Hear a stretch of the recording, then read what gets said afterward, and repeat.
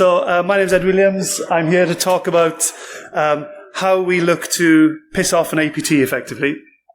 When I talk about an ATP, I mean nation-states, organised crimes, red teams, or any sort of sophisticated attack that's going to test the breadth and the depth of your organisation. So here's a little bit about me. If you haven't already guessed, I'm from Wales. The other two, yay, and no sheep jokes either from there. And on that as well is the red team. That's how I see a red team and a nation-state. Interesting facts about me. I've got twins, and I have been in a Bollywood film. I almost said Hollywood, but a Bollywood film. And I got an IMDb page, and as you can see there, the film was described as an insult to cinema. So the obvious thing for me is to crack on with pen testing. So when we're talking about APT, we're really looking at the enemy. And who do we consider the enemy to be, and what are they doing? So I got two quotes here that I like to see. So Sun Tzu, in his latest book on Amazon, described the enemy as somebody who doesn't look at the risk register prior to attack.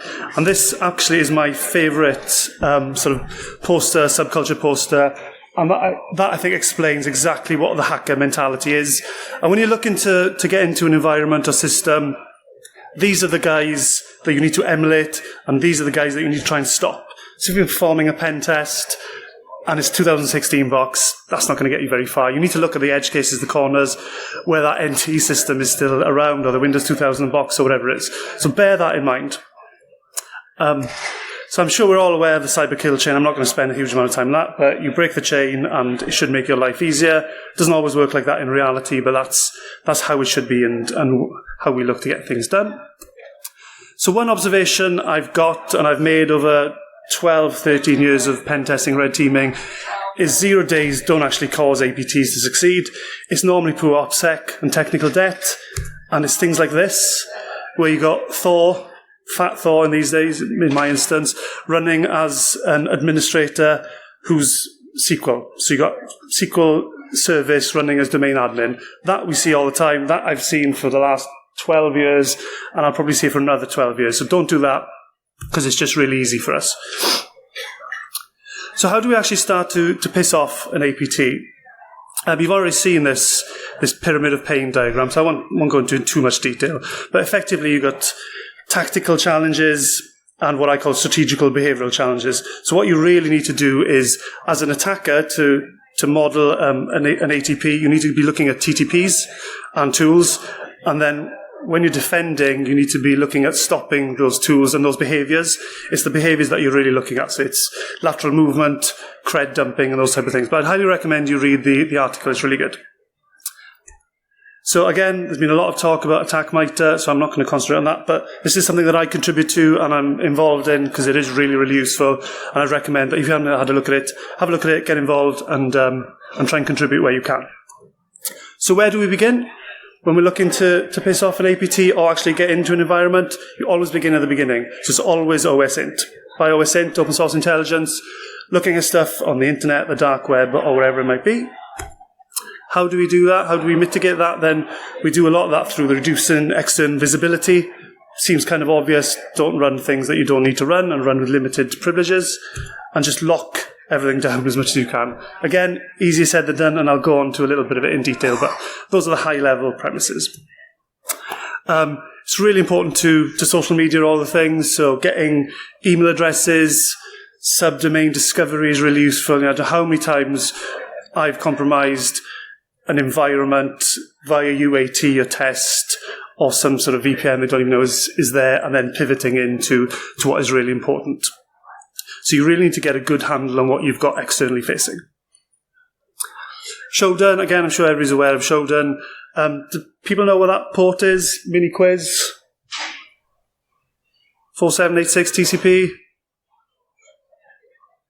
Nobody? Cisco Smart install? So that's really bad. If you got that on the internet, don't do that, because there'll be nation states looking to get at you and stop things from running on your infrastructure. So make sure you know what's hitting, what's internet facing. Again, we see things like this all the time. I checked this number this morning, and it's absolutely accurate. So there's still SMB, over 2 million SMB services listening on the internet, which again is mental. So don't do that. WannaCry, for example, is a classic example of that. Again, RDP. So we saw CV 2019-07-08 just 2 or 3 weeks ago. That looks really nasty. That's going to turn over a lot of people. So anything RDP related, get that off the internet. Can anybody spot the 4 issues with that RDP screen? Anybody? So username enumeration, obviously. Windows updates, bottom right, or bottom left even. Default username admin, and there's some FTP user, which is probably going to be carnage. That is just something that's going to be easily ownable for somebody who's looking to concentrate on your environment. So make sure you know what you've got out there. So you can also, really useful when you look into determine cloud services. I love Office 365, love smashing through that. I get a lot of joy through that. So if you're looking to work out if they're using O365, it's always DNS. MX records, text records will give you if they're using G Suite or O365. I'll talk a little bit later on in how we get into O365 and how good it is. The keynote speaker yesterday mentioned that O365 does a lot for you, and it does in terms of security, but it also gives you quite a big attack surface that you can leverage. So there's typical anti-spoofing techniques that you probably need to be aware of. SPF, DKIM, DMARC, so you can stop spoofing emails. And also there's checks for that as well, so I'd definitely recommend you do that. Still on the OSINT phase, looking at what type of docs an organization's got. This is my organization, and they've got loads of docs out there, and some of them will give you a clue as to what we're running internally. So you can then look to cater your and drive your phishing through that vector. So how do we actually get in, and how do you stop people from getting in? Phishing, believe it or not, is still like shooting fish in a barrel. Macros, still very popular and successful. You might not believe me, but there was this report from NCSC, admittedly September 2018, but the numbers are pretty startling and pretty frightening. Even mature organizations still struggle with these type of things, so it's not as hard as it might seem. And I know there's a lot of blue teamers here who would argue against me, but the numbers are the numbers at the moment. Other methods that we use and are really successful, so HTA files via HTML, OLE, a little bit noisier and a little bit more obvious, but if somebody's immature, they're going to get knocked over with that. DDE was really popular, probably 18 months, 2 years ago.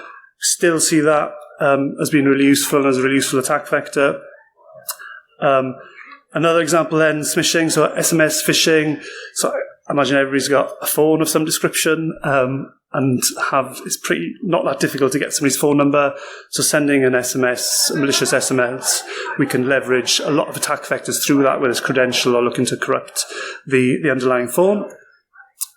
Smishing very popular. Social media, who hasn't got a social media account? No? That's good. So social media phishing, also very popular, same as any other sort of phishing attack, but we still use it, and it's still very successful. Harder to do watering hole type attacks. You need to own the third party, so there's legal stuff around that, but you need to bear that in mind to stop an APT and to stop the bad guys, because they will do that. Third party exploits, so Flash classically, and anything else that's running like that, but just don't run Flash is my advice. Browsers, there was a really pernicious Firefox CV that I saw yesterday that looked really bad, so we'd be looking at sort of leveraging those type of things moving forward. And we normally typically fingerprint a browser through its user agent. I know you can sort of spoof and that, but generally we get a lot of success from identifying user agents and leveraging if they're running some sort of outdated browser. And then again, back to O365, login portal clones. People are very familiar with O365, and we get a lot of success from it. Who is running Office 365? Who isn't? The same? That's not the same. Okay, but that makes sense. If you're not running it, is it G Suite or something similar? Fair enough. So, password spraying, again, another really useful method of how we get in. And this is from CertUS. And as you'll see there, classic method, username enumeration via any method, and then just spraying then for weak creds. Again, Office 365 is really good at that. And then once you get in, download the GAL, global address list, and then you kick off again then. But the beauty about kicking off again is you're in a trusted mailbox. So if you come in from a trusted mailbox, there's a lot you can then do to leverage yourself into the environment or through another pivot point. And there's the reference for that.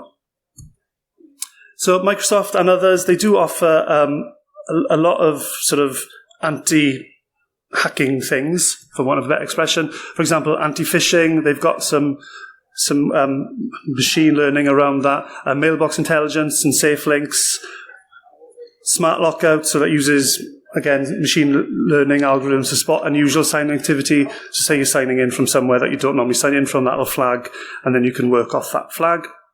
MFA, obviously, because I was saying. Some of the newer things, banned password lists, which are really useful, and I'd recommend you get that done. But the reality is those things aren't 100% accurate, and we've been in situations and environments where we're able to compromise even when some of those are turned on, but not everybody turns these features on or is even aware of them. And they're not perfect. So this was the safe links base ref bypass. I think it's probably about a year ago, where you were able to, just by using a base ref HRF, you could basically amalgamate the two together and it would just fly through any issues. So you just need to be really mindful that one thing isn't going to stop somebody from getting into your environment. So what really starts to piss them off? Passwords, I would argue, making your passwords difficult, whatever that means. NIST in 2017 released also a new version of their guidance, and their guidance is 8-character minimum up to 64 or greater. It doesn't differentiate between non-admins and admins, so by that guidance alone, your domain admins will still have 8 characters, but don't do that. Some form of dictionary to disallow common passwords. So there's a number of tools you can get in both Windows and Unix that will stop you from creating a password 1 or some common words that you just don't want to use. For example, your organization's name, so don't do that. Allow all printing characters, including spaces. So you just basically increasing the key space. Don't have a password of a space, because that's not a very good idea, even though it'd be difficult to see it when you actually crack it, as has happened to me before. Throttling, so not lockout, but throttling, so just monitoring what's going on. And probably most interesting from my perspective is no requirement on password expiration. So don't change your password. Once you get a good password, stick to it and don't change it. So that's relatively new, and I don't see a lot of organizations doing that. And the NCAC have actually done the same thing and recommended that get a good password, keep it unique, but there's no need to change it. There's no need to cycle it and put a 01 at the end of it.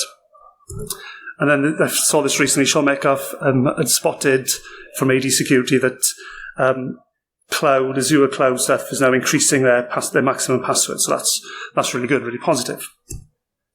So what is frustrating is when you see things like this. Frustrating for 2 reasons. One is there's an issue with that, and secondly, it's MFA. Can anybody spot why is that not a good idea for MFA? So it's using SMS as the second factor, or the multiple factor. SMS is not a good idea for a second factor, so I wouldn't recommend it. There's a number of tricks you can do about spoofing phones, and it's not that difficult to do. We've actually done it on a few sites and a few tests. So SMS as a second factor is dead. So wherever you see that, probably raise an issue. And there was something that I spotted on Moneybox a while ago where TSP customers were being hit by something very similar. So on to one of my favourite things, Office 365. So Trusted Sec did a really good blog post probably 2 or 3 weeks ago where they mapped out a number of different attack vectors for Office 365. The first and the best ones where a single URL will give you the identifier if it is using O365, and then you can kick on again. So where you see here the namespace type, if that's managed, that then is using Office 365. If it's federated, then obviously it's a federated AD, and unknown doesn't exist at this moment. So that's Amazon, no surprise. And then you can start to enumerate usernames on Office 365. So there's a really nice combination here. So 200, you're in. which is nice, which makes sense. A 401, so you got a valid username and a bad password. Then that means it doesn't require 2FA, so you can just password spray that. 403, valid username, good password, but you do need 2FA. So if the 2FA is SMS, then you can start to do that, or look at something else. And then 404 then is an invalid username, so you can just grab one of the many username lists on the internet and just spray that against Office 365, get a list of usernames, and then go again then. Exchange Web Services or legacy services. So the Office 365 portal may require 2FA, but Exchange Web Services doesn't always. So from your base client, you can attempt to connect. So you've got credentials, username and password, and then that'll bypass any 2FA requirement. And it's quite a simple URL, so you just need to map that and manage it. So if you see 2FA on the portal, it doesn't necessarily mean that it's going to be 2FA for the legacy services. So proper 2FA, again, I saw this fairly recently. Google, apparently, their 85,000 employees hadn't been attacked, and that is from them using a hardware key. So that obviously, even if it's half true, that is obviously a good step forward, and I definitely recommend that you do that for your organization. So removing technical debt. So once we get into an organization, one way of stopping us from doing anything is removing the stuff that's easy to knock over and to pool. So again, the enemy does not check your risk register prior to attacking, so make sure you are actually getting rid of that Windows 2000 box, or that 2003 box, or even 2008 box these days. That's domain join, because that is the thing that the bad guys are going to look at. They're not going to bother with the 2016 boxes. Admittedly, this can be really difficult in large, complex environments. If you've got legacy kit, mainframes, AS400s and things, and ZOSs, again, it's going to be difficult, but that's going to be somewhere that the bad guys are going to look to attack. The next thing that's really important, I think, is being mature, and being a mature response is assuming you're breached. So John Lambert, Microsoft, has got an excellent sort of sentence around this and how you can look to defend. Defenders think in lists and attackers think in graphs. So what that actually means is you've got a domain controller that probably the bad guy want to go after. Why go after the domain controller that might be really locked down when you just go after Bob, who admins the DC? He's probably not, his workstation is probably not a lockdown workstation. And I see the end user device, so the workstation, this is the battleground. So that is one of my kids pointing a gun at another one. So it's really important that you concentrate on the end user device, because that, if somebody's coming external to internal, they're going to land on a desktop. So making sure that you can lock that desktop down. Once somebody does get a foothold onto an end user device, there's probably going to be one or two things that happens. They're going to look to do situational awareness and enumerate creds. So patching, if there's any anti-exploit mitigations on there, just the general level of hardening, whether lapses on there, emit, back in the day, whitelisting, firewall rules, and general logging. So a lot of logging too, which is really good stuff. So that's the type of stuff you would look for when you situational awareness on a box. Or you're going to enumerate the local host and then spread to the network. So maybe you're going to do some LDAP queries to the DC, maybe you're going to run some net commands to see the domain users or anything like that. So it's trying to reduce that scope. So how do you stop that? You harden the end user device, which is pretty simple, really. So what you need to do is you need things like laps. Is everybody running laps here? Yeah? No? Maybe? You need whitelisting, app blocker, so make sure they can't run any commands. MS build, certutil, we've seen there, net, all the command, those type of things, PowerShell, both versions. So make sure you're really locking those things down. And what's really important are things that we don't see often enough, host-based firewalls. There's probably no reason why desktops need to communicate with one another via SMB, so you can probably lock that down. That'll stop some lateral movement. And then be really understanding of data flows, and then look to lock that down. So you've got some form of microsegregation, which does make it really hard for an attacker. Because if they can't really get out of that little shell, it's going to be really hard for them to get what they actually want, which will be probably some form of data, some form of credential. And logging as well. We've heard a lot of stuff about Sysmon, which is a great tool, and I'd highly recommend using it. But make sure you are logging and pushing those logs off properly. If you do get onto a box, one of my favorite things to do is Kerberos. So effectively, as a domain user, you can query the Kerberos service, 88 TCP, and get a load of SPSs, and they're poorly encrypted, so you can decrypt them easier rather than having to go through the pain of getting onto the DC and then dropping NTDS. And that's a tool I wrote that does some of that, but there's some detail there. Living off the land, so that isn't my house. I think it's Grant's house, who I see over there. Grant, yeah. So living off the land is not a new technique. A lot of people talk about it. But effectively, the bad guys, they're less likely to upload tools or malware. What they're going to do is use inbuilt tools. So what you need to do is lock that down. So they could use PowerShell, WMI, even the net tools, or anything that's going to spread their sort of persistence. It could even be MS Build, which is something that we use a lot of in our organization on CertUtil. Again, and this is another example of living off the land. It's just it's a very simple way of just dropping some creds using inbuilt tools. So there's some reg keys that you just do, and then that'll give you the hives, and you can push them off to your box, and then you can crack them. So that's, again, really simple. So event IDs, again, the great earlier talk spoke about Sysmon and logging and things like that. So it's really recommended that you do use and you do collect appropriate event IDs. From my experience, people either log nothing or log everything, and neither of them are particularly good. It doesn't help you when you're trying to work with a customer to say, okay, we got a privilege. Did you see us doing X, Y, Z? And they'll say yes or no or maybe. Clean up and covering tracks. So this is something that I would definitely recommend people monitor for. I don't know if you can see it there particularly well, but when you clear all the event logs, that in itself creates a service. 1102 clear event logs. So either don't do that if you are getting into an environment, because it's pretty obvious. Have I got anything on? Oh, you can see that there. The other thing is tools like Mimikatz now are getting quite efficient at stopping event logs and then not logging what's going on, so you just need to be mindful of that. But if you do see 1102, there's absolutely no reason why anybody should be clearing their event logs. And there you can see it there. Other things then that need to be monitored, local group changes. So there's 2 events for that. So typically, if you do get onto a box and you get some sort of privilege, you might want to create a user for persistence. Well, that's easily flaggable, so make sure you do that. And there's some event IDs for that.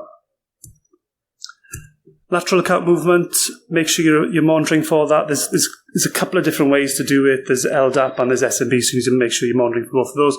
That makes it really hard. If somebody does get into your environment, they are going to need to move somewhere. They're unlikely to land on DC. If they did, that'd be really bad. Make sure you're looking for application crashes. For example, if we're using Flash, a Flash exploit, that's going to crash the app, so you need to make sure you're doing that. Service installation, for example, PSExec creates a service when you run it. So, my tradecraft doesn't involve PSExec, but some people do. So make sure if you do use it, be aware that it is creating an event, and then monitor for that event. And there's just an example then from US Cert with some TTPs around that. I mentioned earlier password spraying against SMB and a domain controller. So that's got quite a few events. But what happens if you don't use SMB? How then do you manage it? So you can use LDAP to query the DC to get information, and that again has an event that you need to monitor. So be mindful of those things. Kerberos logging. So that is quite complicated, and it can get really noisy, so you need to be mindful that if somebody is doing some Kerberos-based attacks, you really need to trim that down and to keep a really close eye on it, because it will get noisy, so it needs to be managed somehow. Is this person, should they be doing this Kerberos traffic at this point in time? You need a bit of intelligence around that. So some advice and some of the things that I think are really useful. From my perspective as a pen tester, that I don't see enough of. People actually understand the network. It's quite easy now to spin up a box with, 2003 just as a test box with SQL on it. So make sure you understand that. Oh, I didn't finish that. Understand how data flows around your network. If you don't understand how data flows around your network, you're not going to be able to micro-segment it correctly. Or not even just to put some rails around it. That will make it a lot harder for people inside and external to be able to cross boundaries. And really concentrate on TTPs and behaviours. I think that's really key. That's the one thing you should probably, if you can take out of here, is make sure you're not looking at just hashes. You're looking at what people do, whether it's cred dumping or moving laterally or trying to break out an environment or something like that. So those are the behaviours. And that links back then to MITRE ATT&CK. So have a good look at that. I know a lot of people have spoken about it, but it is really worth looking at. So I definitely see a lot of this, people not raising their domain functional level and not getting the benefits out of it. So again, in a very recent engagement I saw, they were running a couple of DCs in 2016, but the domain functional level was Windows 2003. So they're not getting the enhanced benefits of running the latest versions in their DC. So some of the things that you do get, Windows 2008, you get fine-grained password policies when you upgrade the domain functional level. Last interactive login information, that is gold dust. That's really useful information. Windows 2012 R2, you get protected users. You can put somebody in protected users group, and then the Mimikatz then isn't as effective. And there's a lot of authentication policies that comes from lifting a domain functional level. Excuse me. Something I don't see enough of, and I'm probably not likely to see, privileged access workstations. So PAWS is the Microsoft version of it. So it's just really having a lockdown Windows environment that you can only do what you're supposed to do on it. Again, it sounds like common sense, but we just don't see a lot of it. Or stop the domain admin, subscription admin root on standard workstations. Again, we see a lot of that. So, you'd really, if you can minimize the privilege usage and then lock everything down, you're going to be in a really good state. And then the ultimate goal, which again I've never actually seen and I've only heard of 2 or 3 environments in the world, is Red Forest environment. So this is a Windows specific thing. Basically you split your environment into tiers and you can't cross the boundaries very easily. You need specific machines to be able to get to the next level and then again to the next level.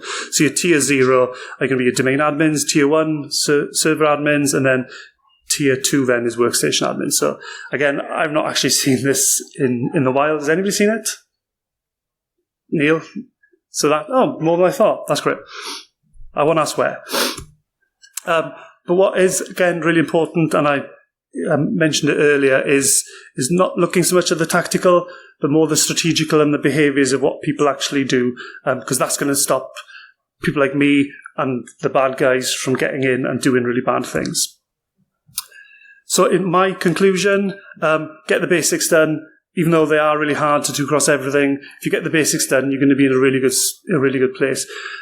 We see a lot of organisations spending a lot of money on really expensive boxes that don't really get to the nub of the situation, and that is patching, passwords and policies. You get those sorted, you're going to raise the bar significantly. It's going to be really hard then to do anything meaningful in that environment.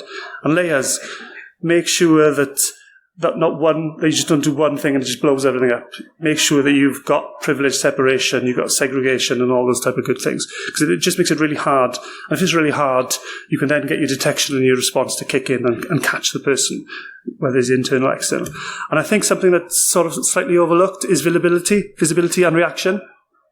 If you can see what's going on, then you can do something about it. And then how quickly you react to that thing is really important. So make sure you get the visibility, whether it's through Sysmon or logging or just some of the event IDs that I mentioned. I think that'd be a really good place to start. And that's it. Has anybody got any questions on that? No? No questions? Oh, we've got one. Cool. So now that PowerShell is probably being picked up a little bit more by EDR products, Yeah. what would APT/red teams be moving to a little bit more now? C#.net. So MS Build, CertUtil, you can do all those things. So it's the same, I hate the word indicators, but it's the same indicators you're looking at. But you just need a good lockdown environment. If you can't run MS Build, CertUtil, any of those things, then it's going to be hard to compile your code and run it. So it's those type of things. But that's going to change, and there'll be something else that'll be equally as hard. Any other questions? No. No? Okay. Thank you very much. Thanks, everybody.